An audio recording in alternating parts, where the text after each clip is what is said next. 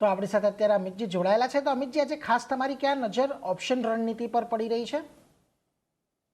અગર આપણે જોઈએ તો જે હિસાબે હમણાં રિસેન્ટલી માર્કેટમાં કરેક્શન જોવા મળ્યું એમાં ઓટો સ્પેસમાં પણ આપણને ઉપરથી એક થોડું થ્રોબેક જોવા મળ્યું છે. અને ઓટો સ્પેસમાં અગર આપણે સ્પેસિફિકલી અગર આપણે ટુ વ્હીલર જોઈએ અને ટુ વ્હીલરમાં અગર આપણે હીરો મોટોકોર્પ જોઈએ તો આ સ્ટોક જે છે કન્સિસ્ટન્ટલી અંડર પરફોર્મર રહ્યો છે. અને ઇનફેક્ટ આ વર્ષમાં અગર આપણે જોઈએ તો મોસ્ટલી જેટલી પણ રિકવરી એની આવી છે હીરો મોટોકોર્પમાં એ શોર્ટ લિવ્ડ રહી છે. ને ઇવેન્ચ્યુઅલી અગર આપણે જોઈએ તો એના જે 5000-4900 જે સપોર્ટ છે એ પણ બ્રીચ થયા છે.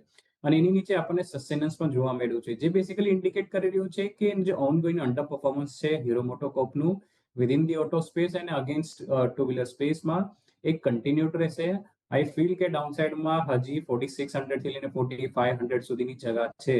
એન્ડ હેવિંગ સેડ ધેટ અગર આપણે જોઈએ તો 4800 ને સ્ટ્રાઇકનો જ પુટ ઓપ્શન કરંટ સિરીઝનો બાય કરી શકાય. કરંટ માર્કેટ પ્રાઇસ 140 ની આસપાસ છે. 70 નો આપણે સ્ટોપ લોસ રાખવું જોઈએ અને ટાર્ગેટ જે છે આ પુટ ઓપ્શન પર એ 300 ના રાખી શકાય.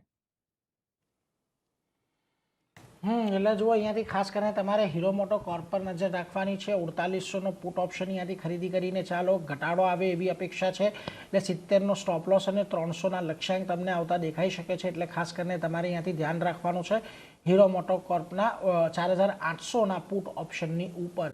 પરંતુ એની સાથે